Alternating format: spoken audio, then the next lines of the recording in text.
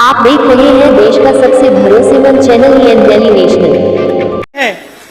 श्रद्धेय अटल बिहारी वाजपेयी जी की जो पंक्तियां हैं, श्रद्धेय अटल जी की जो पंक्तियां हैं, वो जीवन के प्रत्येक क्षण में, जीवन के प्रत्येक राजनीतिक परिस्थितियों में वो इस प्रकार से खरी उतरती हैं, जो हम सभी का प्रेरणा, हम सभी को मार्गदर्शन देने का काम करती हैं।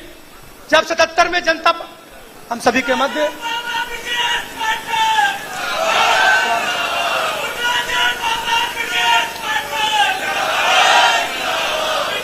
भारत माता की, भारत माता की, भारतीय जनता पार्टी, भारतीय जनता पार्टी, अटल बिहारी वाजपेयी। समादृत मंच पर विराजमान माननीय अभ्यागत मंडल से और विशेष रूप से हम सभी के मध्य जिनकी प्रतीक्षा थी, उत्तर प्रदेश के यशस्वी मुख्यमंत्री माननीय योगी आदित्यनाथ जी से मैं विनम्र निवेदन करता हूं कि श्रद्धेय अटल बिहारी वाजपेयी जी के इस श्रद्धांजलि कार्यक्रम के मंच पर श्रद्धेय अटल बिहारी वाजपेयी जी की प्रतिमा पर पुष्पार्चन करके उनको श्रद्धा सुमन अर्पित करेंगे।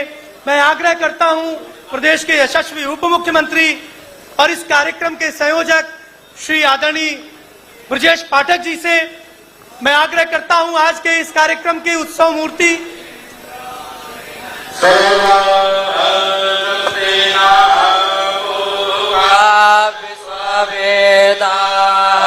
स्वस्ति नस्तास्यो आरिष्टानेमिः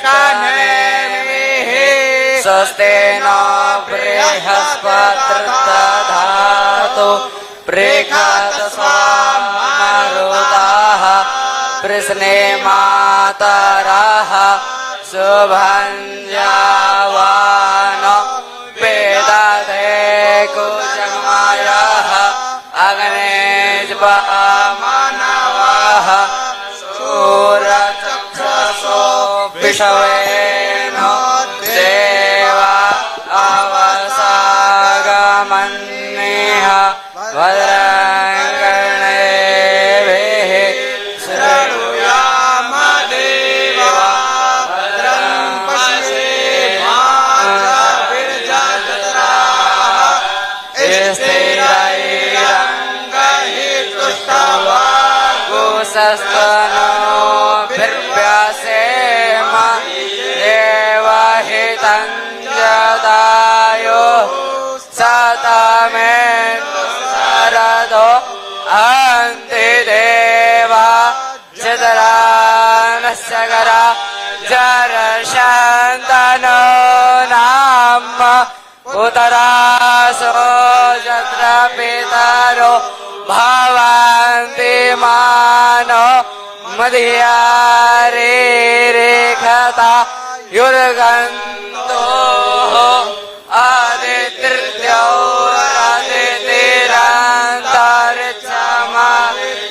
आदित्यौरादितिरन्तरिक्षमातिर्माता शकुतरा सवे देवा आदितेः पञ्चजना आदितिर्जा तमादितिर्जानित्वम् हर हर महादेव शंभु। बहुत बहुत धन्यवाद। दीप प्रज्वलन और पुष्पार्चन के पश्चात मैं आग्रह करता हूं आज के सभा मंच पर उपस्थित माननीय मुख्यमंत्री जी को इस कार्यक्रम में अटल बिहारी वाजपेयी मेमोरियल फाउंडेशन के अध्यक्ष और प्रदेश के यशस्वी उप मुख्यमंत्री आदरणीय ब्रजेश पाठक जी पुष्पगुच्छ और श्रद्धेय अटल जी का ये चित्र भेंट करके एक बार जोरदार करतल ध्वनि के साथ में हम सभी अभिनंदन करेंगे इस मंच का। मैं आग्रह करता हूं माननीय उप मुख्यमंत्री जी से कि कवि श्रेष्ठ पद्मश्री अशोक चक्रधर जी हम सभी के मध्य मंच पर विराजमान है, आपको पुष्पगुच्छ भेंट करके माननीय उप मुख्यमंत्री जी सम्मानित कर रहे हैं।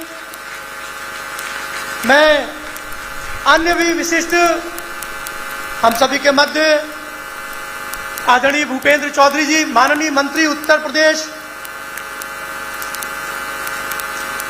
पार्टी के प्रदेश अध्यक्ष के रूप में सतत जिनका हम सभी को मार्गदर्शन मिलता रहा है, माननीय उप मुख्यमंत्री जी, उनका आज के इस कार्यक्रम में स्वागत अभिनंदन कर रहे हैं। मैं आग्रह करता हूं माननीय उप मुख्यमंत्री जी से, डॉक्टर अशोक वाजपेयी जी, पूर्व सांसद राज्यसभा, पूर्व मंत्री उत्तर प्रदेश, आपका माननीय उप मुख्यमंत्री जी आज के इस कार्यक्रम में स्वागत अभिनंदन कर रहे हैं। महानगर अध्यक्ष आनंद द्विवेदी जी से आग्रह है, अन्य विशिष्ट जन का पुष्पगुच्छ भेंट करके स्वागत करेंगे। माननीय चौहान जी का आज के इस कार्यक्रम में माननीय उप मुख्यमंत्री जी स्मृति चिन्ह, उत्तरीय एवं पुष्पगुच्छ भेंट करके स्वागत कर रहे हैं। प्रमोद शर्मा जी, जिलाध्यक्ष, हमारे माननीय जिलाध्यक्ष श्री विजय मौर्य जी भी मंच पर है। मैं आग्रह करता हूं माननीय मंत्री श्री दयाशंकर मिश्र दयालु जी को अंग वस्त्र भेंट करके, पुष्पगुच्छ भेंट करके स्वागत कर रहे हैं।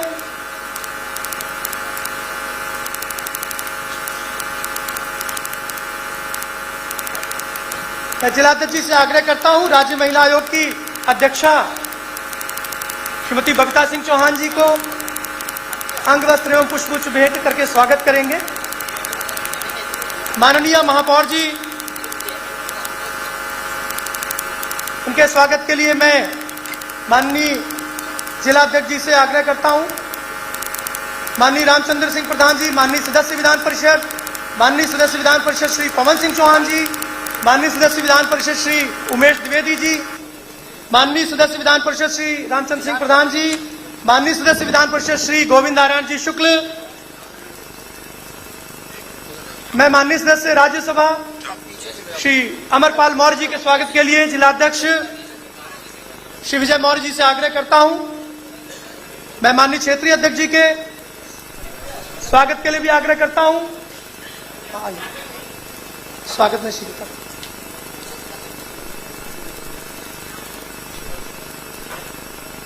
माननीय सदस्य विधान परिषद श्री संतोष सिंह जी, माननीय सदस्य विधान परिषद एवं पूर्व महानगर अध्यक्ष श्री मुकेश शर्मा जी, लखनऊ उत्तर क्षेत्र से यशस्वी विधायक डॉक्टर नीरज बोरा जी, माननीय सदस्य विधान परिषद डॉक्टर लालजी प्रसाद निर्मल जी,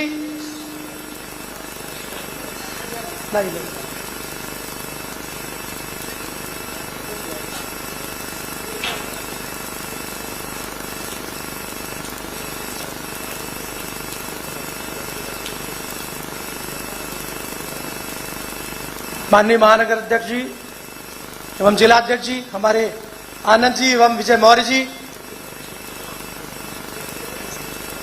हमारे मध्य कार्यालय के मुख्यालय प्रभारी और अत्यंत वरिष्ठ आदरणीय भारत दीक्षित जी मंच पर उपस्थित हैं। राज्य महिला आयोग की उपाध्यक्षा सुश्री अपर्णा यादव जी मंच पर उपस्थित हैं। मैं आग्रह करता हूं हमारे जो कार्यकर्ता बंधु हैं शीघ्रता करेंगे। स्वागत सम्मान के इस क्रम को आगे बढ़ाते हुए मैं सबसे पहले स्वागत भाषण के लिए संबोधन के क्रम में अटल बिहारी वाजपेयी मेमोरियल फाउंडेशन के अध्यक्ष, इस कार्यक्रम के स्वप्न दृष्टा और प्रदेश के लोकप्रिय उप मुख्यमंत्री आदरणीय श्री ब्रजेश पाठक जी को बड़ी विनम्रता से आमंत्रित करता हूं।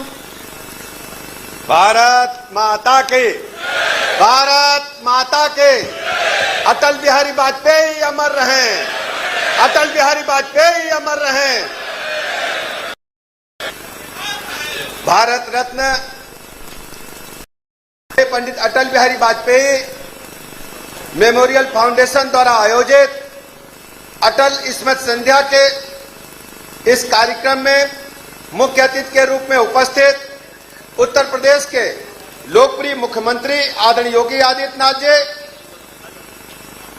जहां जहां हिंदी है वहां वहां भारत माता का जयकार लगाने वाले पद्मश्री आदरणीय अशोक चक्रधर जी, जो बहुत ही सुप्रसिद्ध कवि भी हैं, माननीय मंत्री और भारतीय जनता पार्टी के पूर्व प्रदेश अध्यक्ष आदरणीय भूपेन्द्र चौधरी जी, माननीय मंत्री आदरणीय दारा सिंह चौहान जी, माननीय मंत्री आदरणीय दयाशंकर मिश्र दयालो जी, माननीय मंत्री आदरणीय दयाशंकर सिंह जी का आगमन हुआ है। क्षेत्रीय अध्यक्ष आदरणीय अवधेश द्विवेदी जी, पूर्व सांसद आदरणीय अशोक वाजपेयी जी, आदरणीय सांसद राज्यसभा आदरणीय ब्रजलाल जी, आदरणीय अमरपाल मौर्य जी, लखनऊ की लोकप्रिय महापौर आदरणीय सुषमा खरकवाल जी, माननीय विधायक अमरेश कुमार जी, सदस्य विधान परिषद संतोष सिंह जी, मुकेश शर्मा जी, लालजी प्रसाद निर्मल जी, गोविंद नारायण शुक्ल जी, पवन सिंह चौहान जी, रामचंद्र प्रधान जी, माननीय विधायक नीरज बोरा जी, सदस्य विधान परिषद उमेश द्विवेदी जी, भारतीय जनता पार्टी के महानगर अध्यक्ष आनंद द्विवेदी जी, जिला अध्यक्ष विजय मौर्य जी, भारतीय जनता पार्टी के वरिष्ठ नेता प्रदेश के उपाध्यक्ष रहे आदरणीय त्रियंबक त्रिपाठी जी, हमारे वरिष्ठ नेता आदरणीय अंजनी श्रीवास्तव जी, आदरणीय रजनीश गुप्ता जी, आदरणीय अमित टंडन जी, संचालन कर रहे हमारे साथी आदरणीय शैलेंद्र शर्मा अटल जी, रमेश तूफानी जी, मंच पर उपस्थित हमारे छोटे भाई विख्यात मिश्र जी और महिला आयोग की अध्यक्ष आदरणीय बबीता जी, उपाध्यक्ष आदरणीय अपर्णा जी, मंच पर उपस्थित सभी हमारे वरिष्ठ नेतागण, सामने बैठे सभी हमारे भाई बहन, सभी संगठनों के हमारे पदाधिकारी, व्यापार मंडल के साथी, कर्मचारी संघ के साथी, सभी हमारे मंडल अध्यक्ष, माननीय पार्षदगण, सभी वरिष्ठ नेतागण, लखनऊ तथा आसपास से आए हुए सभी हमारे पूज्य अटल बिहारी वाजपेयी जी के अनुयायियों, भाइयों तथा बहनों, पत्रकार मित्रों, सबसे पहले आप सब की तरफ से मैं पूज्य अटल बिहारी वाजपेयी जी के चरणों में श्रद्धा सुमन अर्पित करता हूं, उनकी स्मृतियों को नमन करता हूं। आज उनकी 8वीं पुण्यतिथि है और 8वीं पुण्यतिथि पर हम सबको यहां से एक प्रण लेकर के जाना है। उस संबंध में हम चर्चा आपको करेंगे। आज ये कार्यक्रम जो पूज्य वाजपेयी जी की पुण्यतिथि पर संपन्न हो रहा है, आप सब बड़ी संख्या में उपस्थित होकर प्रतिवर्ष उन्हें श्रद्धा सुमन अर्पित करते हैं। आज अटल बिहारी वाजपेयी जी आज भी प्रासंगिक हैं। हम कह सकते हैं कि पूज्य अटल बिहारी वाजपेयी जी ने जिस ढंग से भारतीय राजनीति में अजात शत्रु की भूमिका निभा करके देश दुनिया में मां भारती का नाम आगे बढ़ाने का काम किया, उनका मानना था आज की बदली हुई राजनीतिक परिस्थितियों में यदि अटल जी हमारे बीच में होते तो सबसे पहले राजनीति में संवाद और मर्यादा की आवश्यकता पर जोर देते। वे मानते थे कि विचार अलग हो सकते हैं, लेकिन राष्ट्रहित सर्वोपरि होना चाहिए। सत्ता और विपक्ष लोकतंत्र के दो पहिए हैं। मतभेद लोकतंत्र को मजबूत करते हैं, लेकिन मनभेद लोकतांत्रिक संवाद को कमजोर करते हैं। अटल जी की राजनीति हमें सिखाती है कि विरोधी को राजनीति का अंतिम उद्देश्य नहीं, बल्कि विचारों के संघर्ष के बीच देश को आगे ले जाना राजनीति की वास्तविक। आज जब राजनीतिक बहस कई बार आरोप प्रत्यारोप पर कुट भाषा तक सीमित हो जाती है, तब अटल जी की प्रभावशाली वाणी हम सबको याद आती है। शायद यही कहते, राजनीति में मतभेद हो, मनभेद नहीं। सत्ता आएगी जाएगी, सरकारें बनेगी बिगड़ेंगी, लेकिन देश और लोकतंत्र सबसे ऊपर रहना चाहिए। यही अटल जी की राजनीति की सबसे बड़ी विरासत है। राष्ट्र प्रथम, लोकतंत्र सर्वोपरि और संवाद सदैव जीवित। एक नहीं, 2 करोड़ 20, एक नहीं। पूज्य अटल जी ने कहा था, पर स्वतंत्र भारत का मस्तक नहीं झुकेगा। अंगणित बलिदानों से अर्जित यह स्वतंत्रता, अश्रु स्वेद सोनित से तेज तपबल से रक्षित यह स्वतंत्रता, दुर्खी मनुष्यता के हित अर्पित यह स्वतंत्रता, इसे मिटाने की साजिश करने वालों से कह दो, चिंगारी का खेल बुरा होता है, औरों के घर आग लगाने का जो सपना वह अपने ही घर में सदा खड़ा होता है। ये अटल जी कहते थे। आज मैं कहना चाहता हूं, आज जिस ढंग से खेल चल रहा है, हमारे युवाओं को, भोले भाले नागरिकों को गुमराह करने का काम चल रहा है। भारतीय जनता पार्टी ने पूज्य अटल बिहारी वाजपेयी की रीति और नीतियों पर चल करके पंडित दीनदयाल उपाध्याय जी के एकात्म मानववाद के सिद्धांत को धरातल पर उतारने में सफलता हासिल की है, माननीय प्रधानमंत्री नरेंद्र मोदी जी की अगुवाई में। और वो लोग जिन लोगों ने हमेशा राम से परहेज किया, श्री राम का नाम लेने पर भी उनके कलेजे में दर्द होता था। मन में राम बगल में छुरी वाली कहावत को चरितार्थ किया। आज वो राम का छद्म नाम लेकर के लोगों को गुमराह करने का असफल प्रयास कर रहे हैं। मैं अपने प्रदेश के लोगों से कहना चाहता हूं, हमें पूज्य अटल बिहारी वाजपेयी जी को पढ़ना होगा, हमें पंडित दीनदयाल उपाध्याय जी को पढ़ना होगा। भारत माता के तिरंगे को जिन लोगों ने आसमान में पहुंचाया, पूछिए जरा इन विरोधी तत्वों से जो समाज को तोड़ना चाहते हैं, विध्वंस की ज्वाला को जलाना चाहते हैं, उस समय आप कहां थे? उनके बारे में कहना चाहता हूं, लोहिया के विचारों को लंका लगाने वाले, कबीलों से कब्रिस्तान तक की विचारधारा को अपनाने वाले। और हम लोग जब कक्षा 2-3 में पढ़ते थे, आप सब लोगों ने पढ़ा होगा, ग्रामीण बच्चा अपने घर से निकल करके नानी के घर जा रहा होता है, लेकिन नानी के घर में भेड़िया भेष बदल करके नानी के कपड़े पहन करके बैठ जाता है। आपको कहानी याद है ना? सबको याद है? क्या नाम था? नन्हीलाल चुन्नी, याद है ना? ये वही लोग हैं, नन्हीलाल चुन्नी बनकर भेड़िए के भेष में सर्व समाज को बहुरूपिया बनने बनाने वाले लोग आज प्रभु राम का नाम लेकर के छद्म भेष धर करके आए हैं। श्री राम का नाम लेने से परहेज, लेकिन रहमान की टोपी पहनकर राम भक्तों का वोट लेने की लालसा, ये दोमुही राजनीति कब तक चलेगी? मेरे भाइयों, उत्तर प्रदेश के लोगों को तय करना है। हम कहना चाहते हैं, सावधान रहें इन पापियों से जिनके हाथ रंगे हैं राम भक्तों के खून से। हम भूले नहीं हैं, उत्तर प्रदेश के लोग, देश के लोग, सनातन के लोग कभी भी इस बात को भूलेंगे नहीं।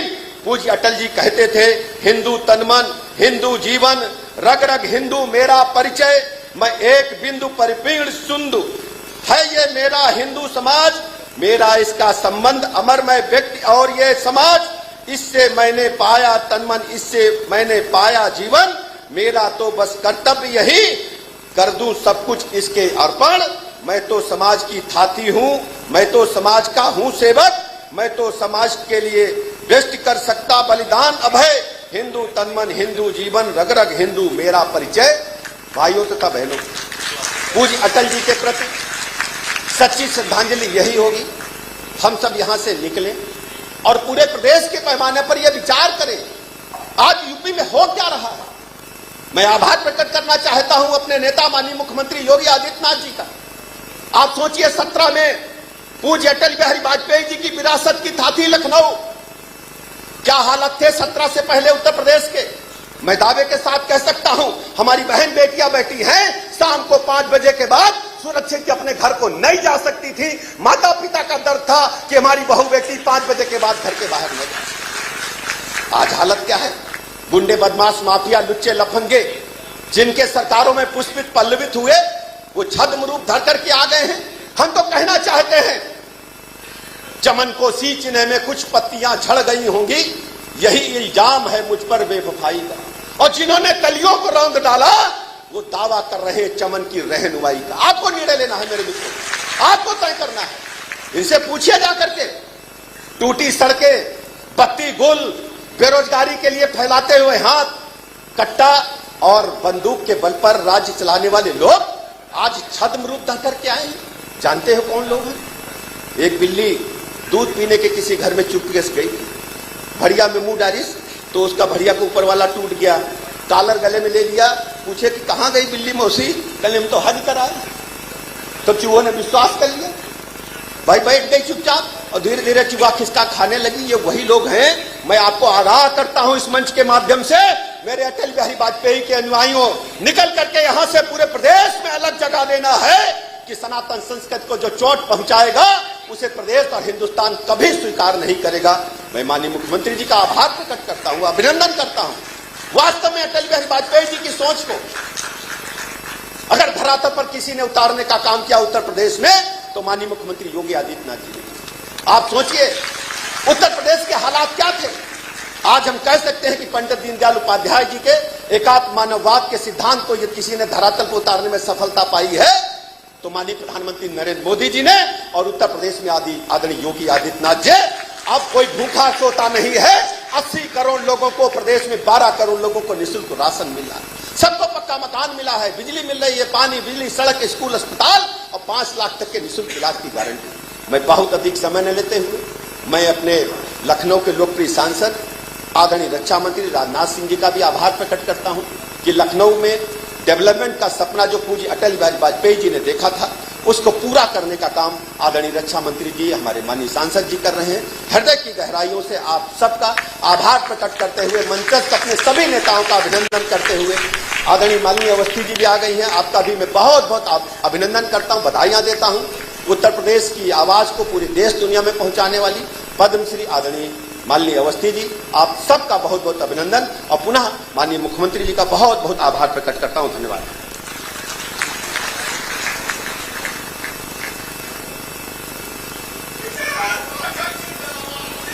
बहुत बहुत धन्यवाद माननीय उप मुख्यमंत्री जी। माननीय उप मुख्यमंत्री जी के संबोधन के दौरान ही मंच पर पद्मश्री माननीय अवस्थी जी का आगमन हुआ है। पटना से आगमन लखनऊ हुआ है, बिहार की धरती से उत्तर प्रदेश में। मैं आग्रह करता हूं माननीय महानगर अध्यक्ष जी से कि वे माननीय पद्मश्री माननीय अवस्थी जी का मंच की ओर से सम्मान करेंगे। अब मैं कार्यक्रम को आगे बढ़ाते हुए श्रद्धेय अटल जी के विचारों एवं ऐतिहासिक भाषणों पर आधारित अटल वाणी ई पुस्तक है, उसके विमोचन के लिए मैं समादृत मंच पर विराजमान उत्तर प्रदेश के यशस्वी मुख्यमंत्री माननीय योगी आदित्यनाथ जी से एवं समस्त मंच पर उपस्थित माननीय मंत्रीगण से, समस्त विशिष्ट अभ्यागत जन से मैं आग्रह करता हूं कि श्रद्धेय अटल जी के विचारों पर आधारित इस ई पुस्तक का आज के इस कार्यक्रम के स्तर पर विमोचन करेंगे। श्रद्धेय अटल बिहारी वाजपेयी जी के उसी सपने को जिसे उन्होंने वर्ष 1980 में 6 अप्रैल को भारतीय जनता पार्टी की स्थापना के पश्चात दिसंबर के पहले अधिवेशन में व्यक्त किया था, भारत के पश्चिमी घाट को महिमा मंडित करने वाले सागर तट पर खड़े होकर के मैं ये भविष्यवाणी करने का साहस कर सकता हूं, अंधेरा छटेगा, सूरज निकलेगा, कमल खिलेगा।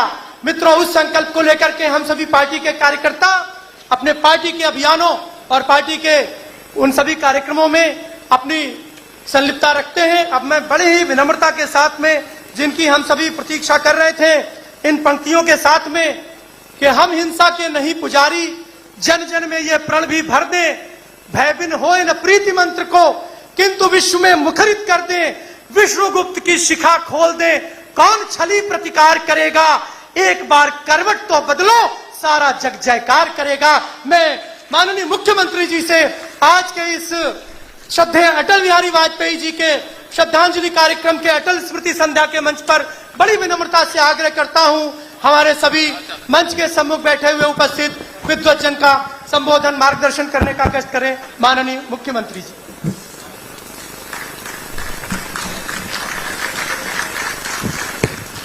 भारत माता की, भारत माता की, भारत माता की, वंदे वंदे वंदे। अटल बिहारी वाजपेयी, अटल बिहारी वाजपेयी, अटल बिहारी वाजपेयी।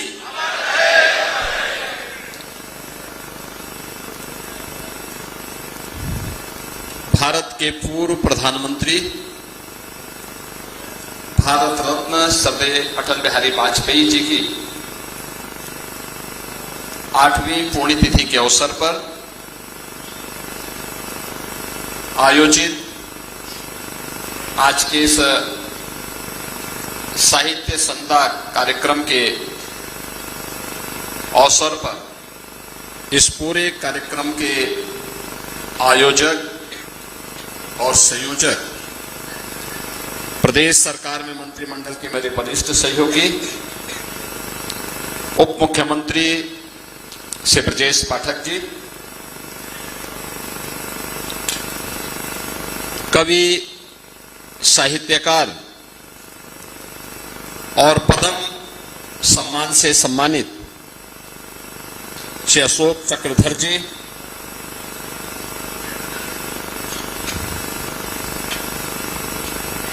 प्रदेश सरकार में मंत्रिमंडल के मेरे सहयोगीगण चौधरी भूपेंद्र सिंह जी, दारा सिंह चौहान जी, दयाशंकर मिश्रा दयालु जी, दयाशंकर सिंह जी, लखनऊ की महापौर श्रीमती सुषमा खड़गवाल जी, माननीय सांसद श्री अमरपाल मौर्य जी, माननीय सांसद ब्रजलाल जी, पूर्व सांसद अशोक वाजपेयी जी, सभी माननीय जनप्रतिनिधिगण और श्रद्धेय अटल बिहारी वाजपेयी फाउंडेशन से जुड़े हुए सभी पदाधिकारीगण और उपस्थित बहन और भाइयों,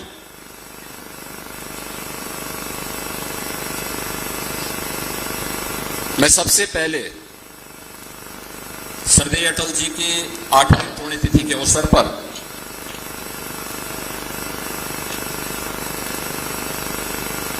उनकी स्मृतियों को नमन करते हुए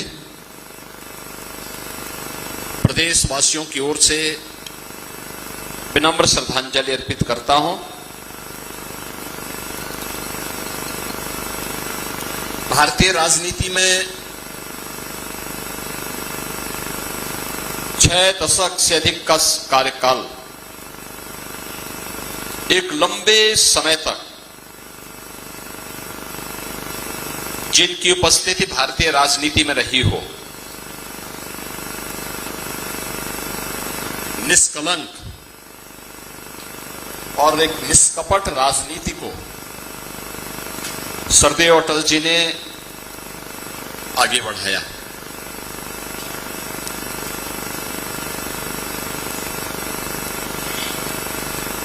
राजनीति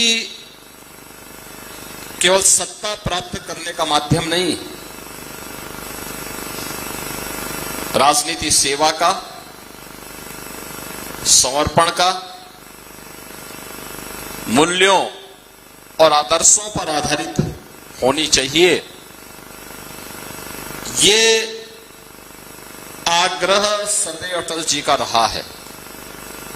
और यही कारण रहा है कि किसी भी दल के लोग रहे हों, किसी भी पक्ष के लोग रहे हों,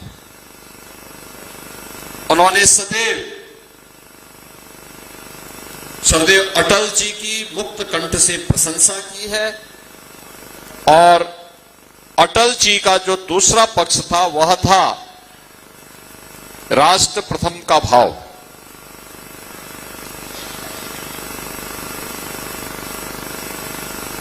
यानी अगर देश का हित महत्वपूर्ण है और देश के हित से जुड़ी भी कोई बात किसी ने भी कही है, तो उन्होंने दल के हित को तिलांजलि देकर के देश के हित में निर्णय लिए। याद करिए, आज आपके सामने वो दृश्य देखने को मिलते होंगे जब दल बनते हैं, टूटते हैं, गठबंधन बनते हैं, टूटते हैं।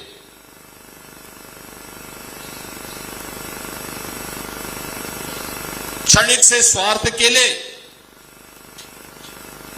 स्वयं का स्वार्थ सिद्धि नहीं हुआ तो वहां के ताने बाने को छिन्न भिन्न करने के लिए लोग उतारू हो जाते हैं।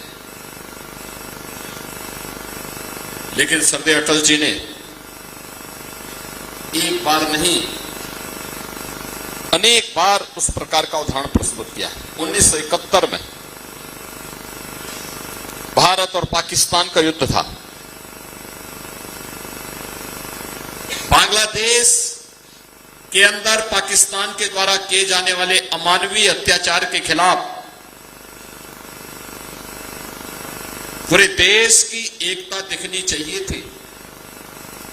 श्रद्धेय अटल बिहारी वाजपेयी जी सामने आए, उन्होंने बांग्लादेश मुक्ति के पूरे अभियान को पूरा समर्थन दिया।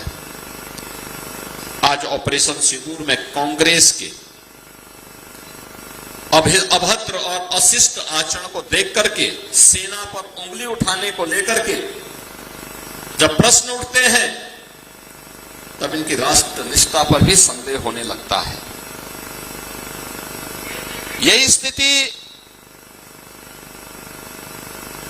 आपातकाल के दौरान भी हम लोगों ने देखा। श्रद्धेय अटल जी ने आपातकाल के दौरान दल से महत्वपूर्ण देश को माना और उन्होंने उस समय भारतीय जनसंघ का विसर्जन करते हुए, उस समय उन्होंने जनता पार्टी में उसका विलय किया और लोकतंत्र को भारत के अंदर पुनर्जीवित करवाया। आज जो हर व्यक्ति लोकतंत्र का एहसास करता है, सदैव जयप्रकाश जी के नेतृत्व में चले हुए उस आंदोलन में सबसे महत्वपूर्ण भूमिका किसी दल की थी तो भारतीय जनसंघ की थी, और भारतीय जनसंघ ने उस पूरे अभियान में बढ़ चढ़ करके भाग लिया। इसके बाद भी जब भी आवश्यकता पड़ी, हर उस अवसर पर उन्होंने, हमें याद है जब एक बार भारत की 1989 के बाद जब आर्थिक रूप से भारत की स्थिति काफी डावाडोल हुई थी, उन स्थितियों में दुनिया के मंचों पर भारत का प्रतिनिधित्व और भारत के पक्ष को मजबूती के साथ कौन रखेगा? नेता विरोधी दल के रूप में अटल जी को दायित्व दिया गया। लोगों ने उनसे पूछा कि भाई, विरोधी दल का काम तो सत्ता पक्ष पर आरोप प्रत्यारोप करना होगा, आप कैसे भारत का प्रतिनिधित्व कर पाएंगे? उन्होंने कहा, नहीं, ये मेरे देश से जुड़ा हुआ मुद्दा होगा, वैश्विक मंच पर भारत के हित में जो मुद्दा होगा मैं वही बात वहां पे कहूंगा। और श्रद्धेय अटल बिहारी वाजपेयी ने दुनिया के अंदर, दुनिया के मंचों पर भारत को प्रतिनिधित्व देकर के नेता विरोधी दल के रूप में भी देश के हितों को ही संरक्षित देते हुए वहां पर अपने वक्तव्यों को रखा था।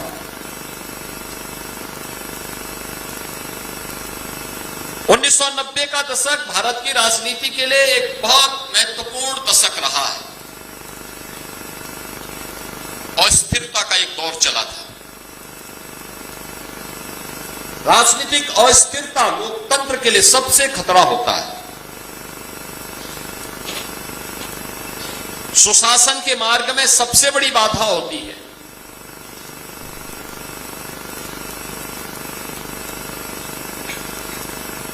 आम जन को उसकी आवश्यकताओं से वंचित करने की साजिश का एक हिस्सा होता है। आपने देखा होगा 89 के बाद 91, 96, फिर 98, फिर 99, लगातार चुनाव। राजनीतिक अस्थिरता को स्थिरता में बदल करके समन्वयवादी राजनीति को आगे बढ़ाने का काम श्रद्धेय अटल बिहारी वाजपेयी जी ने किया। आज भारत के अंदर जो सुशासन दिखता है, आदरणीय प्रधानमंत्री श्री नरेंद्र मोदी जी ने 25 दिसंबर की तिथि को, श्रद्धेय अटल बिहारी वाजपेयी जी की जन्म तिथि को देश के अंदर सुशासन दिवस के रूप में इसीलिए आयोजित करवाया, क्योंकि राजनीतिक अस्थिरता से स्थिरता के दौर को लाना और सुशासन के लक्ष्यों को प्राप्त करना। 3 बार भारत के प्रधानमंत्री अटल जी थे। विदेश मंत्री के रूप में उन्होंने काम किया और एक निष्कलंक छवि के रूप में देश को उन्होंने अपना यशस्वी नेतृत्व दिया। कारगिल युद्ध में अटल जी के बारे में जो कहा जाता था कि कवि हृदय है, सहज है, सरल है, ये युद्ध लड़ पाएंगे। तो अटल जी ने कारगिल युद्ध के दौरान अपने दृढ़ इच्छा शक्ति का परिचय देकर के दुनिया को भारत का लोहा मनवाया था। याद करिए उस समय अमेरिका के राष्ट्रपति भारत को बार बार कहते थे कि नहीं, आप एक बार अमेरिका आइए, भारत और पाकिस्तान मिलकर के इसका समाधान निकाले। अटल जी ने कहा, मैं भारत तब तक नहीं छोड़ सकता जब तक एक भी दुश्मन भारत की धरती पर रहेगा, भारत की सीमा के अंदर रहेगा। और पाकिस्तान दुम दबा करके कैसे जान की भीख मांगता था अमेरिका के अंदर, ये गिरा रहा था, ये दुनिया ने देखा है। ये अटल जी की दृढ़ इच्छा शक्ति का परिचय कारगिल युद्ध के दौरान भी देश ने देखा है। देश के अंदर इंफ्रास्ट्रक्चर कैसे होना चाहिए, या देश के अंदर अन्न योजना कैसे होनी चाहिए, देश के ग्रामीण क्षेत्र की अर्थव्यवस्था के लिए क्या कुछ किया जाना चाहिए, ये सब कुछ देन अटल जी की है। अटल जी ने अपने सार्वजनिक जीवन की शुरुआत डॉक्टर श्यामा प्रसाद मुखर्जी जी के साथ प्रारंभ किया था। कश्मीर में धारा 370 को समाप्त करने परमिट सिस्टम को समाप्त करने के खिलाफ उनका आंदोलन चला था। और आज आदरणीय प्रधानमंत्री जी के नेतृत्व में भारत कश्मीर को धारा 370 से मुक्त करते थे। सरदेव अटल जी के उस सपने को, जो डॉक्टर श्यामा प्रसाद मुखर्जी ने जो सपना देखा था, वो सपना आज कश्मीर के अंदर साकार हुआ है। सरदेव अटल जी के वे सभी विचार आज प्रासंगिक होते हुए दिखाई दे रहे हैं, जो उन्होंने अलग अलग समय में देश के लिए दिए हैं, समाज को एक नई प्रेरणा के रूप में गढ़े हैं, उसे आगे बढ़ने का काम किया है। आज के इस अवसर पर जब हम सरदेव अटल जी की 8वीं पुण्यतिथि के अवसर पर यहां एकत्र हुए हैं, अटल जी की शताब्दी महोत्सव का वर्ष, और हमें प्रसन्नता है कि उन्हीं के आशीर्वाद से आदरणीय प्रधानमंत्री जी के मार्गदर्शन में उत्तर प्रदेश सरकार ने इसी लखनऊ में, जिस लखनऊ ने 5 बार उन्हें सांसद चुना, इसी लखनऊ में राष्ट्र प्रेरणा स्थल सरदेव अटल जी की स्मृतियों का एक जीवंत स्मारक आज लखनऊ में बना हुआ है।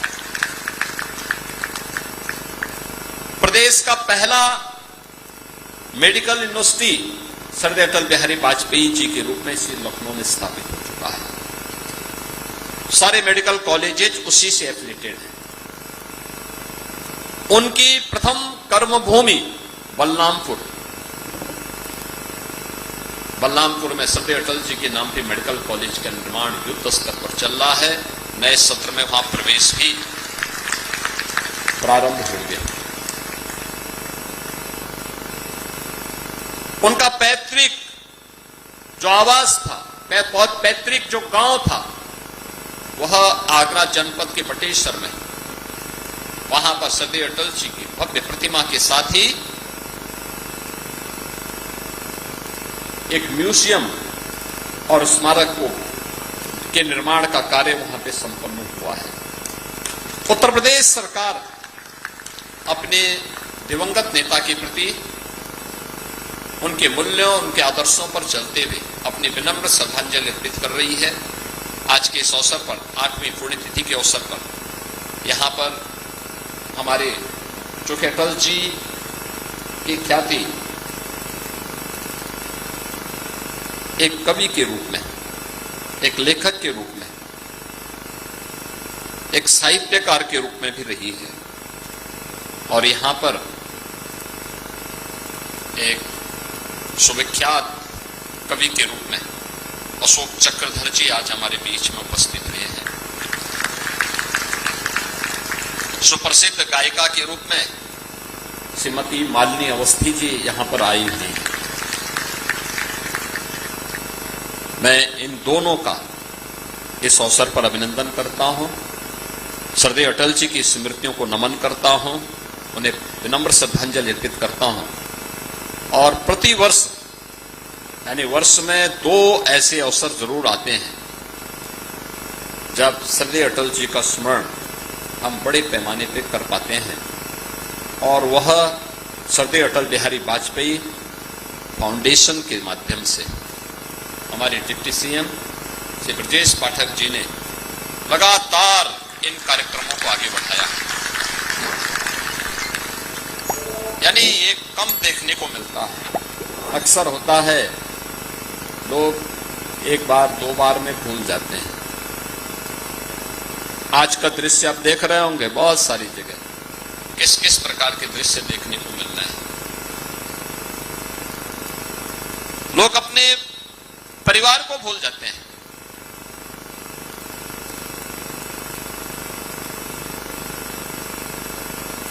इस प्रकार के न्यूज हमें देखने को मिलते हैं। अपने विचार परिवार से जुड़े हुए और अपने ऐसे श्रद्धेय नेता जिन्होंने लखनऊ को, देश को एक पहचान दी हो, उस पहचान को इस कार्यक्रम के माध्यम से एक नई ऊंचाइयां प्राप्त हो रही हैं। मैं इस अवसर पर श्री ब्रजेश पाठक जी को, पूरे फाउंडेशन को इसके लिए हृदय से धन्यवाद देता हूं कि वह श्रद्धेय अटल जी की स्मृतियों को इन कार्यक्रमों के माध्यम से अलग अलग साहित्यकारों को, कलाकारों को, कवियों को यहां आमंत्रित करके श्रद्धेय अटल जी की स्मृतियों को जीवंत बनाए रखते हैं।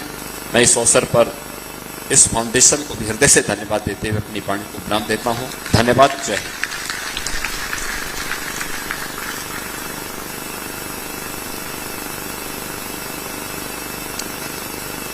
बहुत बहुत आभार।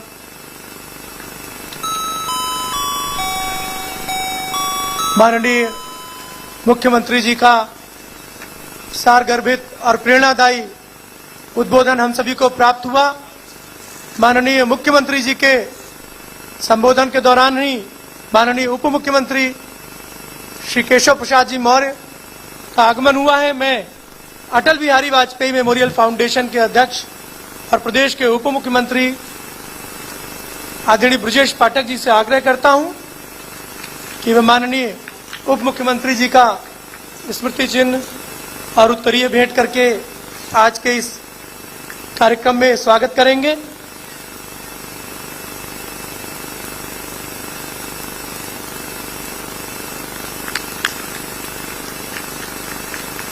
जोरदार करतल ध्वनि के साथ में हम सभी श्रद्धेय अटल जी के इस श्रद्धांजलि कार्यक्रम में समादृत मंच का स्वागत करेंगे। और अब मैं बिना किसी औपचारिकता के बड़ी ही विनम्रता के साथ आज के हमारे इस कार्यक्रम की उत्सव मूर्ति पद्मश्री स्वनाम धन्य प्रोफेसर अशोक चक्रधर जी को मंच पर आमंत्रित करता हूं कि वे अपनी काव्यांजलि के माध्यम से भारत रत्न अजात शत्रु लौह पुरुष राजनेता श्रद्धेय अटल जी को अपनी स्वरांजलि और श्रद्धांजलि अर्पित करेंगे। पद्मश्री प्रोफेसर अशोक चक्रधर जी।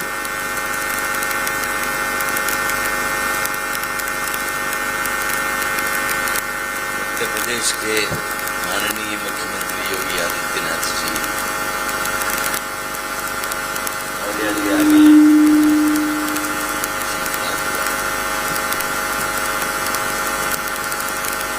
और इस कार्यक्रम के यशस्वी आयोजक श्री ब्रजेश पाठक जी,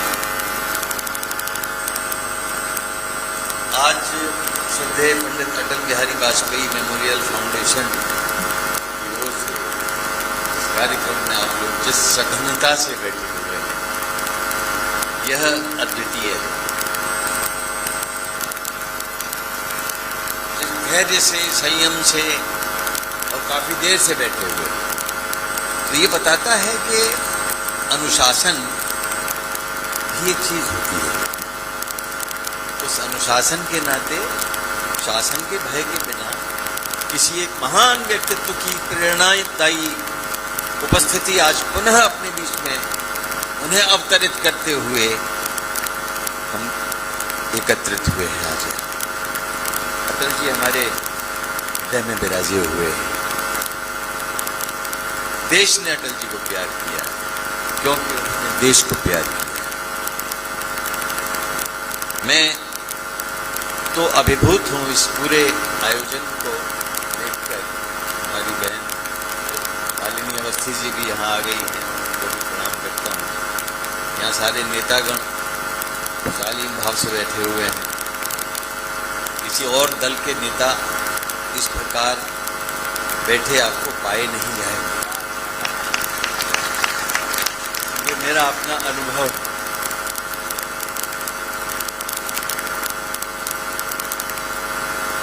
इस स्मृति संध्या में मैं आपको थोड़ा सा बता दूं अपने बारे में भी कि अटल जी का बहुत प्यार मैंने पाया है। 69 में मैंने उनके दर्शन किए थे और मेरा उनसे संवाद हुआ था। पहली बार उनकी वक्तृत्व कला से मैं मुग्ध होकर, आकर्षित होकर उनसे जुड़ा था। और वो भाषण भी अजीब था। उनका कहना यह था, किसी चुनाव सभा के लिए आए थे कि जैसे पंडे लोग आ जाते हैं ना नदी किनारे, अपनी चंदन बतिया लेके, काट पट्टी लेके और घिसते चंदन, ऐसे ही हम आ जाते हैं घाट पे हर बार, चंदन लगाते हैं। और वो जो चंदन हमने घिसा है, इसका मतलब यह है कि इस क्षेत्र के लिए हम क्या कर सकते हैं, उतनी बार घिस घिस के देखें। और फिर आपके मस्तक पे लगाते हैं इसलिए कि आप जान जाओ कि हम सारे कामों को पूरा करेंगे। दक्षिणा हम नहीं चाहते कि चंदन लगाया और पंडों की तरह दक्षिणा मांगे। हम तो ये चाहते हैं कि आप दीपक के निशान को सही करो। तो उनका हाथ उठ जाता था ऐसे, सही करो। तो वोट मांगने का भी उनका अपना तरीका होता था। वो बहुत ही सरस व्यक्तित्व थे, बहुत स्नेहिल थे। चूंकि कवि थे, उनके पिता कवि थे, उनके घर में पुस्तकों का मेला लगा रहता था। और फिर एक बार उन्होंने मुझे सूरीनाम पुष्पेंद्र सम्मेलन में भेजते हुए पूछा, तुम करके क्या दिखाओगे, ये बताओ। मैंने कहा मैं पढ़ाता हूँ यूनिवर्सिटी में और वहाँ पत्रकारिता का भी कार्यक्रम चलाता हूँ और टीवी जर्नलिज्म का भी कार्यक्रम चलाया है। मैं हर दिन एक अखबार निकाल कर दिखाना चाहता हूँ, आप पत्रकार हैं, आपको प्रेरणा देते। और मैंने 5 दिन तक 16 पेज का अखबार प्रतिदिन निकाला। डिजिटल कैमरा मेरे पास था, कंप्यूटर मेरे पास था, प्रिंटर मेरे पास था। और जितने भर मेरे वहाँ साथी थे हिंदी वाले, किसी को संवाददाता बनाया, बड़े बड़े साहित्यकार स्टेपलर लगाते थे शाम के वक्त और सुबह सरका देते थे हम होटल में। सब देश विदेश से आए तो बड़ा उन्होंने चाहा सराहा। और एक चीज और बता के मैं अपनी कविता सुनाऊंगा आपको। एक ऐसा कवि सम्मेलन हुआ उनके सत प्रयासों से जो शायद पहले कभी नहीं हुआ और जो भविष्य में कभी हो भी नहीं सकता। सन 2004 में जब प्रधानमंत्री थे तो उन्होंने निवर्तमान 5 प्रधानमंत्रियों को बुलाया और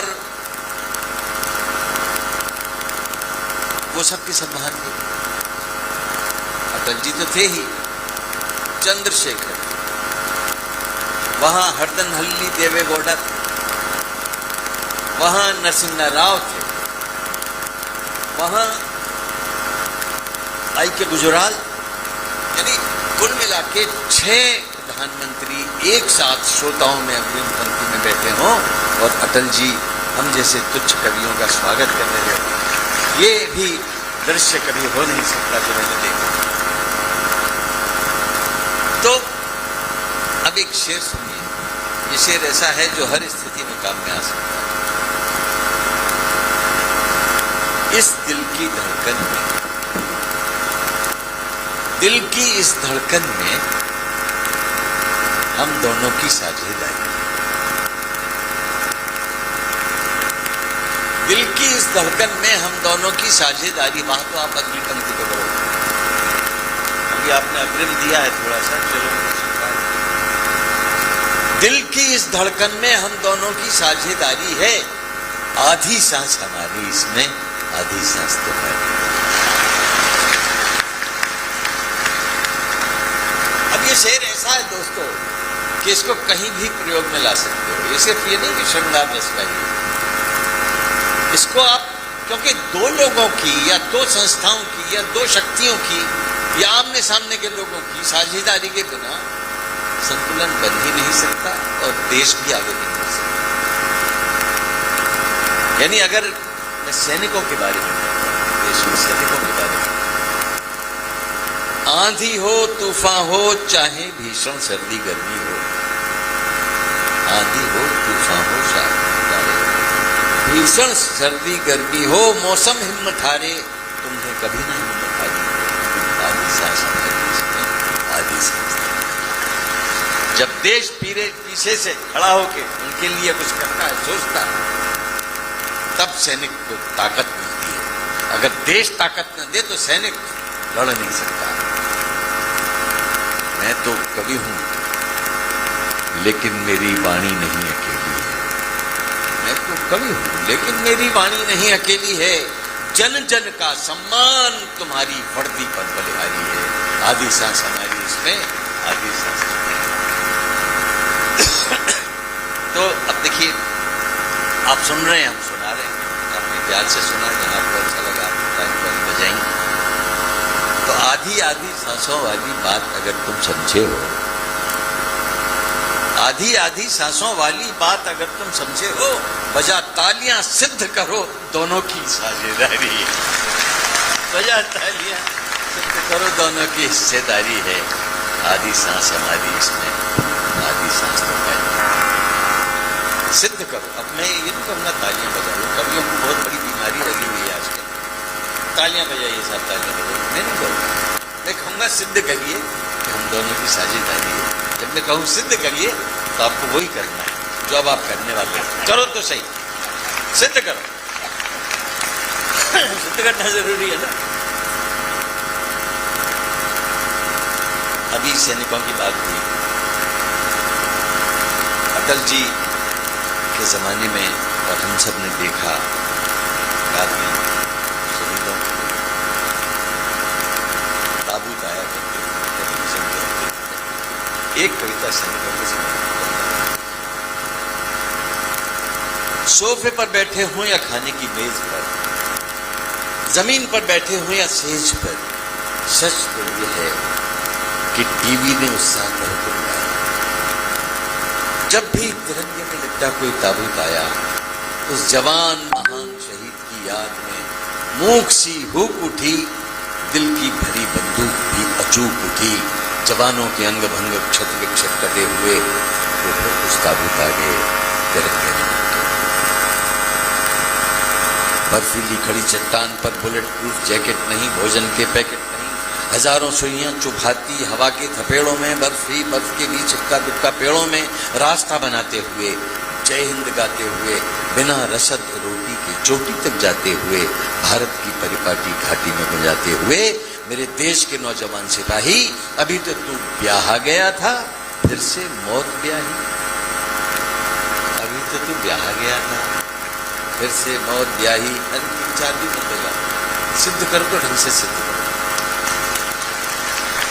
अभी तो तू ब्याहा गया था, फिर से मौत ब्याही, अद्भुत प्रचंड तेरा तेज शौर्य चल प्रखर, पाप छायाओं से मुक्त किए धवल शिखर, विजय पाई तूने, तूने हार नहीं मानी और स्वयं बन गया कहानी। पल नहीं बीते पिछली घटना को घटे हुए, लो फिर कुछ ताबूत आगे तिरंगे में लेते हुए, ब्रह्मांड जान गया कि भारत एक भावना है न कि सिर्फ नाम है, और अगली पंक्ति को आकाश में चाहूंगा कि ब्रह्मांड जान गया कि भारत एक भावना है न कि सिर्फ एक नाम है, और भावना का भाषा में अनुवाद करना एक टेढ़ा काम। ताबूत में लेटे मेरे देश के बेटे, गर्व से मुस्कुराते हुए आंसू का उसको शत शत प्रणाम, शत शत महाराज जी ने एक काम किसी माध्यम से मुझ तक पहुंचाया था कि सूरज कुंड है अयोध्या जी में, वहाँ के लिए वहाँ गए होंगे तो देखा होगा कि लाइट एंड साउंड शो चलता है और फव्वारे के ऊपर प्रोजेक्शन होता है। तो वो मेरी पांडुलिपि थी, मेरा लिखा हुआ था। तो वो जो सोच है राम राज्य का, क्या सोच है, कुछ पंक्तियों में बात उनकी है, शब्द में राम राज आश है कल्याण है, निर्बलतम मानव का त्राण है, प्रमुदित अपनत्व हो, आस्था का घनत्व हो, वैभव काल हो, मेघ करें वर्षा और सदा ही सुकाल हो, दिशाएं सब मस्त हो, जनपद ये स्वस्थ हो, उपद्रव नहीं ही हो और न आतंक हो, कोई नहीं रंक हो, सुख ही सुख निश्चिंत हो, प्रेम युग धर्म मूल प्राण है, राम राज आश है राम राज आश है।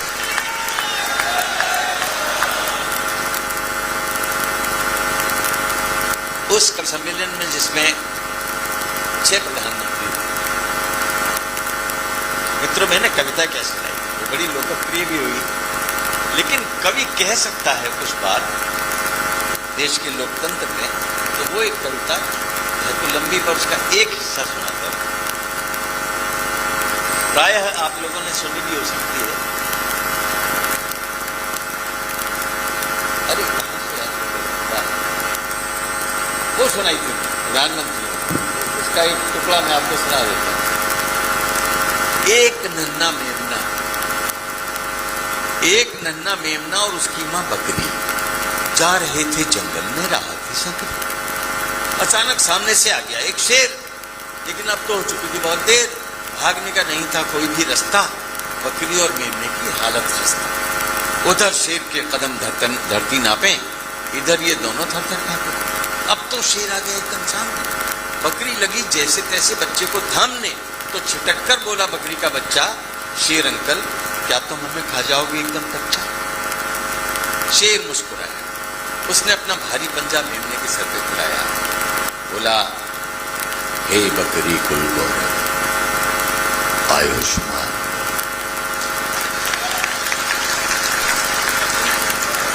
चिरायु भव कर कलरव हो उत्सव, साबुत रहे तेरे सब अवयव।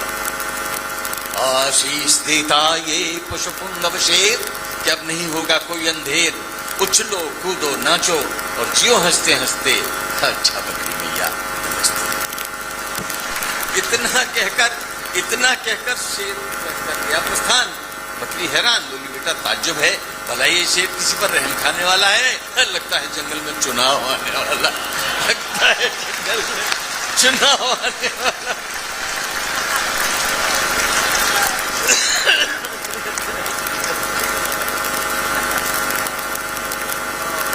एक कविता आपको सुनिए, छोटी छोटी कविता सुनाता हूं। एक कविता है, इसी का एक अगला भाग, चलिए एक और सुना दें। एक जातक कथाएं हैं महाराज जी और कई सारी हैं, तो उसमें ये एक और सुना देता है। चलिए एक और सुना देता हूं, सुनिए। पानी से निकलकर मगरमच्छ किनारे पर आया, इशारे से उसने बंदर को बुलाया। बंदर बोला खां खां, क्यों क्यों, तुम्हारी नजर में तो मेरा कलेजा है। बोले ना भैया, तुम्हारी भाभी ने खास तुम्हारे लिए सिंघाड़े का अचार भेजा। बंदर सोचे क्या गड़बड़ झाला है, लेकिन प्रकट में बोला अचार, वो भी सिंघाड़े का, यानी नदी के कबाड़े का।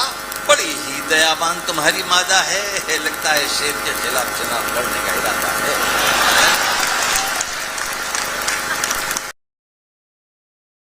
कैसे जाना?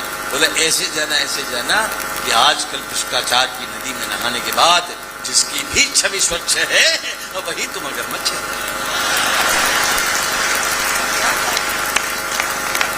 और भी सुन लो, एक और सुन। एक रोटी का बंटवारा कराने के लिए आई तो बिल्ली, बंदर ने बिल्कुल नहीं उड़ाई उनकी खिल्ली, बड़ी गंभीरता से अपना झुकला खोला और ठीक वैसी ही एक रोटी निकालते हुए बोला, किस बात की लड़ाई, किस बात की लड़ाई, दोनों एक साथ रोटी खा रहे हैं, ऊपर से मलाई। बिल्लियां हैरान, दोनों के चल खड़े हो गए चारों खान, सोचे ये क्या कर जाना है, तो चिंगल में चला।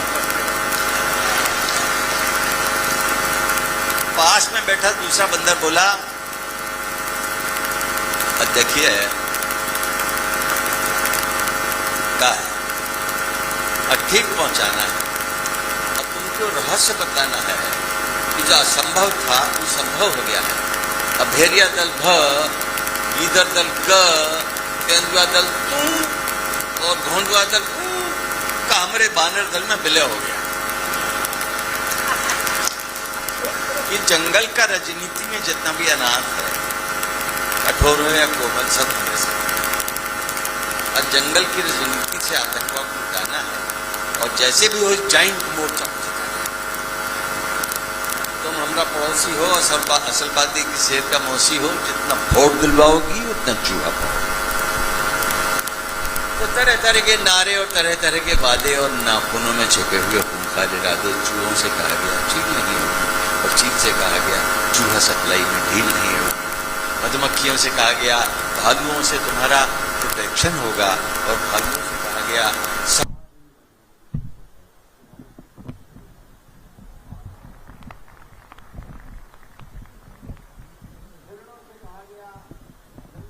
हर सवेरा होगा, और हम जैसे उल्लुओं से कहा गया अजी दिन में भी अंधेरा होगा।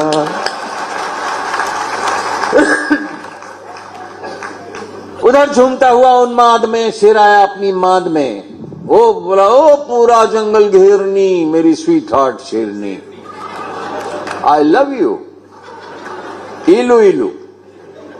शेरनी बोली आई लव यू टू इलू इलू, पर आज कुछ लग रहा है ढीलू ढीलू। बोला ढीलू ढीलू तो लाइक विस्की पी लो। शेरनी बोली विस्की तो जरूर पिलाऊंगी, उसमें बर्फ और सोडा भी मिलाऊंगी, पर मुझे भी तो कुछ दिला दो, एक ताजा कोमल सा खरगोश खिला दो। तो सिंघनी के कान में हुआ तब फुसफुसाहट का सिंहनाद। अब देखिए फुसफुसाहट का सिंहनाद कैसा होता है। सिंघनी के कान में हुआ तब फुसफुसाहट का सिंहनाद, खरगोश तो खिलाऊंगा डांट ले, पर चुनावों के बाद।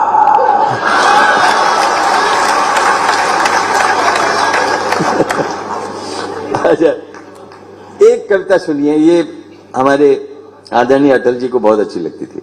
देखिए कम से कम नहीं तो 6-7 कवि सम्मेलनों का मैंने संचालन किया है, जिसमें अटल जी की अध्यक्षता रही, प्रधानमंत्री रहते के दौरान भी और वैसे भी, और उनके घर आना जाना मेरा था। एक ये वो कविता है जो मैंने कभी मंच पर नहीं सुनाई है, मैंने उनको सुनाई थी घर जाके, और आप यकीन मानिए कि पता नहीं क्या था, कैसे कोई किसी क्षण भावुक हो गए वो, और उनकी आंखें छलछला आई। उन्होंने कहा अशोक ये कविता दोबारा सुना दो। आज मुझे नहीं पता है कि इसका परिणति क्या होने वाली है, लेकिन मैं आपको सुना रहा हूं, सुनिएगा। माता पिता, इसमें भी मेमने का मामला है इसलिए याद आ गई मुझे। माता पिता से मिला जब उसको प्रेम ना, तो बाड़े से भाग लिया नन्हा सा मेमना। बिना रुके बढ़ता गया भू पर, पहाड़ पर चढ़ता गया ऊपर। बहुत दूर जाके देखा उसे एक बछड़ा, बहुत दूर जाके देखा उसे एक बछड़ा। बछड़ा भी अकड़ गया, मेमना भी अकड़ा। दोनों ने बनाए अपने चेहरे भयानक, खड़े रहे काफी देर और फिर अचानक पास आए और पास आए, इतने पास आए कि चेहरे पे सांस आए। जैसे देखिए, इतने पास आए कि चेहरे पे सांस आए। आंखों में देखा तो लगे मुस्कुराने, फिर मिले तो ऐसे जैसे दोस्त हो पुराने। उछले कूदे नाचे दोनों, गाने गाए दिल के, हरी हरी घास चरी दोनों ने मिलके। बछड़ा बोला मेरे साथ धक्का मुक्की खेलोगे, मैं तुम्हें धकेलूंगा, तुम मुझे धकेलोगे। तो कभी मेमना धकियाए, कभी बछड़ा धकेले, सुबह से शाम तक कई गेम खेले। मेमने को तभी एक आवाज आई, बछड़ा बोला ये तो मेरी मैया रमाई, लेकिन कोई बात नहीं, अभी और खेलो, मेरी बारी खत्म हुई, अपनी बारी ले लो। तो सुध बुध सी खोकर वे फिर से लगे खेलने। दिन को ढक दिया पूरा संध्या की बेल ने, पर दोनों अल्हड़ थे, चंचल अलबेले।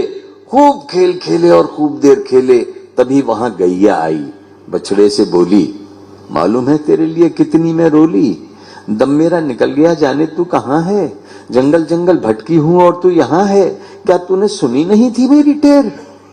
बछड़ा बोला खेलूंगा और थोड़ी देर। बछड़ा बोला खेलूंगा और थोड़ी देर। मेमने ने देखे जब गैया के आंसू, उसका मन हुआ एक पल को जिज्ञासु, जैसे गैया रोती है ले लेके सिसकी, ऐसे ही रोती होगी बकरी मां उसकी। फिर तो जी उसने खेला कोई भी गेम ना, जल्दी जल्दी घर को लौटा नन्ना सा मेमना, जल्दी जल्दी घर को लौटा नन्ना सा मेमना।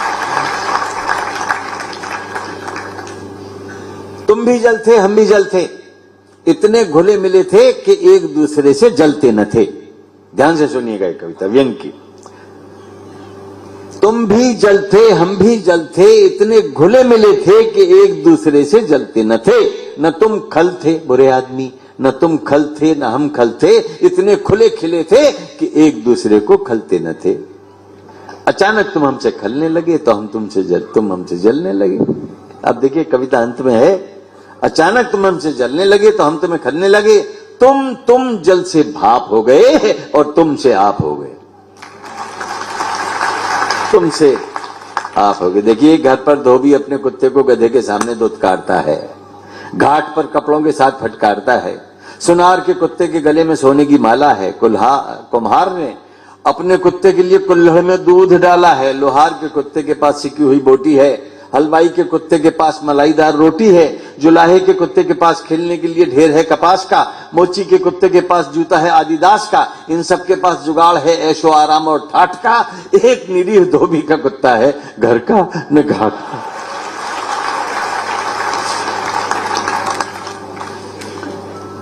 अध्यापक श्रीमान जी ने, एक नटखट छात्र ने अध्यापक श्रीमान जी को एसएमएस भेजा, सर फ्राई हो गया है भेजा, समंदर जितना सिलेबस है, नदी जितना पढ़ पाते हैं, बाल्टी जितना याद होता है, गिलास भर लिखवाते हैं, चुल्लू भर नंबर आते हैं, उसी में डूब कर मर जाते हैं। समंदर भर सिलेबस है, नदी जितना पढ़ पाते हैं, बाल्टी जितना याद होता है, गिलास भर लिख पाते हैं, चुल्लू भर नंबर आते हैं, उसी में डूब कर मर जाते हैं। अध्यापक श्रीमान जी ने भी लिखा, मुझे तो तुम जैसा कोई चुल्लू में डूब के मरता नहीं दिखा। चुल्लू में डूबने के मुहावरे का मजाक बनाते हो, गिलास भर नंबर के लिए हमारे आगे रियाते हो, मना करने पर बाल्टी भर अपमान को पी जाते हो, नदी भर बेशर्मी दिखाते हो और बाहर निकलते ही समंदर भर ठहाके लगाते हो। श्रीमान जी ने भी संदेश कर दिया सेंड। फिर अध्यापक साथी से बोले, फ्रेंड ये चुल्लू वाला तो खैर हमें उल्लू बनाता है, लेकिन विषाद उसका होता है जो अवसाद में आके, डिप्रेशन में आके प्राण गंवाता है। माता पिता करते हैं जरूरत से ज्यादा उम्मीद, बच्चा हो जाता है व्यर्थ में शहीद। ऐसा तो हरगिज हरगिज हरगिज हरगिज न हो। आप तालियों से मेरा समर्थन करिए, ऐसा हरगिज न हो, ऐसा हरगिज न हो, ऐसा हरगिज न हो। मैं बहुत बहुत आभार ज्ञापित करता हूं।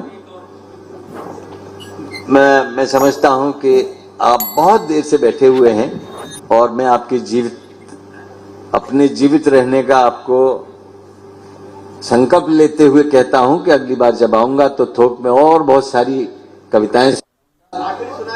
अच्छा, हाँ हाँ हाँ, बोल खोलक यंत्र सुना करके समापन कर दो। वो विद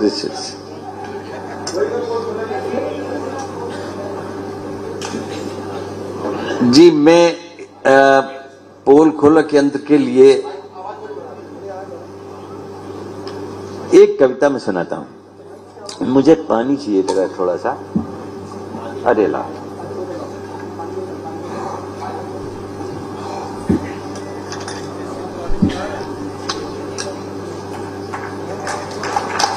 जी जी, वाह।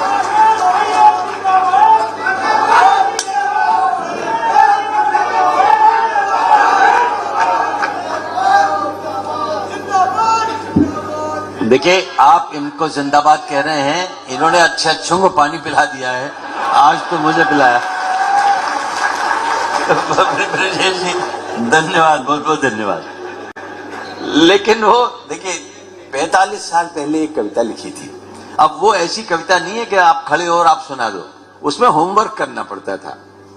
और क्यों क्यों करना पड़ता था कि मुझे हर आदमी के बारे में सोचना पड़ता था कि ये क्या सोच रहे हैं। एक तो मेरा परिचय ही नहीं किया किसी से, तो जब परिचय नहीं है तो मैं क्या बताऊंगा क्या सोच रहे हैं, जब तक मैं जानूंगा नहीं। तो उसके लिए मुझे होमवर्क करना पड़ता है एक थोड़ा, लेकिन एक कविता में समाप्त करने के लिए। और वो कविता ऐसी है, आप प्रकृति प्रेमी हैं, आपको ये कविता अच्छी लग सकती है। याद होगा आपको देश का वह पहला लॉकडाउन, देश भर में बंद सारे गांव कस्बे और निर्जनता का अभूतपूर्व नजारा। हमें पहचान में नहीं आ रहा था देश हमारा। मेले बंद, मॉल बंद, धरने हड़ताल बंद, दंगे बंद, दारू बंद, मियां में बस सारे काम काज का तांबूल बंद, सड़क स्कूल बंद, मंदिर दरगाह बंद, मस्जिद में पनाह बंद, सोनी सड़कें, सोने गलियारे, सोने मोड़ कहां गायब हो गए, कहां गायब हो गए 140 करोड़। दुनिया की मैया कितनी प्रसन्न थी। जो तारे दिन में दिखाई देते थे गर्द और गर्दिश के मारे, रात में दिखे थे सारे के सारे। तब पता लगा कि प्रकृति हमारे सहारे नहीं है, हम हैं प्रकृति के सहारे। बिल्कुल ठीक है, तो सिद्ध कर दीजिए आप भी साहब की बिल्कुल सही। अब देखिए, मैं एक जो को गजल सुनाता हूं, अंतिम है ये, और इसमें मैं ये कहना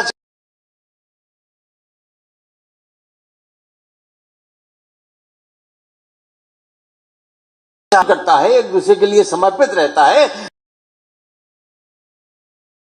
उसका कोई मेहनताना नहीं लेता। नेचर निस्वार्थ रूप से मदद करती है। और इसमें मैं आपको कुछ चित्र दिखाऊंगा, दृश्य दिखाऊंगा, पेंटिंग बना के दिखाऊंगा। अगर आपको अच्छी लगे तो जितनी ताली बजाएंगी उससे समझ जाऊंगा कि इतने ही मूल्य की है ये, सस्ते में निपटा दूंगा। लेकिन जो अच्छी लगे उस पर ज्यादा बचाना, तो फिर मैं समझूंगा कि मैंने मेरी पेंटिंग खरीदी। बीज के अंदर अंकुर ने अंगड़ाई ली, बीज के अंदर अंकुर ने, अब बीज अंदर है, सतह के नीचे है, अंगड़ाई लेता हुआ अंकुर ऊपर आता है। बीज के अंदर अंकुर ने अंगड़ाई ली, मदद करी माटी ने एक न पाई ली। मदद करी माटी ने एक न पाई। अब देखिए कितने तरह के पारिश्रमिक हैं, कितने तरह के मुआवजे हैं, कितने तरह के मेहनताने हैं। एक एक पेंटिंग दिखा रहा हूं। भू के ऊपर, धरती के ऊपर, भू के ऊपर अंकुर झूम झूम नाचा। इधर से हवा चली ऐसे नाचा, उधर से हवा चली ऐसे नाचा। भू के ऊपर अंकुर झूम झूम नाचा।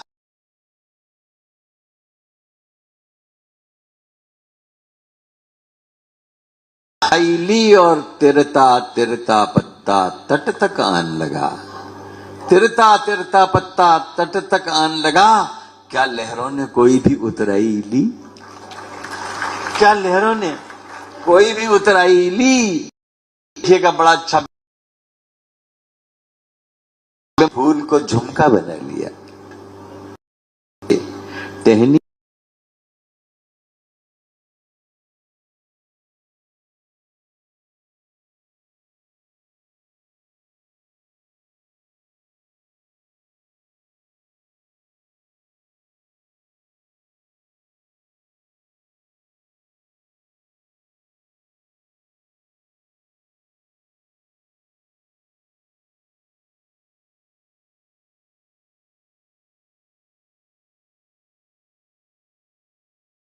धरित्री की गोदी अमलतास ने कोई गोद भराई ली। फूलों से भर गई धरित्री की गोदी, अमलतास ने कोई गोद भराई ली। और ये प्रागैतिहासिक कालीन बिंब है कि युगों युगों तक टप टप टप टप टप टप, युगों युगों तक टप टप गिरी शिलाओं पर, युगों युगों तक टप टप गिरी शिलाओं पर, क्या बूंदों ने कोई सिल्क उठवाई ली? क्या बूंदों ने कोई सिल्क उठवाई ली? और धूप हवा पानी से फसलें लहराई, क्या मौसम ने कोई आद बटाई ली? रंग बिरंगे फूल खिल उठे घाटी में, क्या कुदरत ने कोई भी रंगवाई ली? अरे कार्बन डाइऑक्साइड पी ऑक्सीजन दी, क्या पेड़ों ने कोई नाक भराई ली? क्या पेड़ों ने कोई नाक भराई ली? वृक्ष साफ है, दूर तलक हरियाली है, पर बादल ने क्या इनसे धुलवाई ली? अमर बेल को ढोता रहा बबूल सदा, कभी भूल से भी क्या कोई ढुलाई ली? पानी ने बादल पर खूब सवारी की, पर बादल ने क्या कोई ठहराई ली? और बच्चों, गेंडे पर एक चिड़िया ने चड्डू खाई, गेंडे पर एक चिड़िया ने चड्डू खाई, क्या गेंडे ने कोई सैर कराई ली? और बहा ले गई तट का सब मेला मलबा, बहा ले गई तट का सब मेला मलबा, क्या नदियां ने कचरे की उठवाई ली? बहा ले गई तट का सब मेला मलबा, क्या नदियां ने कचरे की उठवाई ली? और इस पे आप मुग्ध हो जाएंगे और शायद खरीद ले मेरी पेंटिंग कि तेज हवा से पीपल के पत्ते बोले, तेज हवा से पीपल के पत्ते बोले, क्या हमने कोई ताली बजवाई ली? तेज हवा से पीपल के पत्ते बोले, क्या हमने कोई ताली बजवाई ली? अरे सभी कमेरे हैं कुदरत के कारीगर, नहीं किसी ने अपनी कभी कमाई ली। भर भर प्यार किया सबने एक दूजे को, नहीं किसी ने मेहनत की भरपाई ली। और श्रोताओं, श्रोताओं मैं ऋणी हो गया हूं सबका, श्रोताओं मैं ऋणी हो गया हूं सबका, क्या मैंने तुमको ताली बजवाई दी?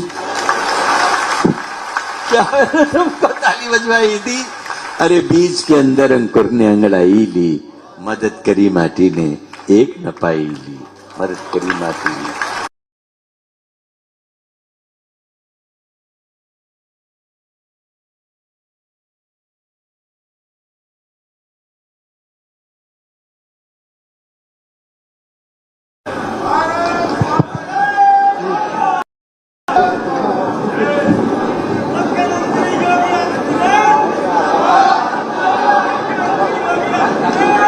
मैं कन्हैया मित्तल अपना निजी विचार इस गीत के जरिए अपने निजी YouTube चैनल पर डाल रहा हूं।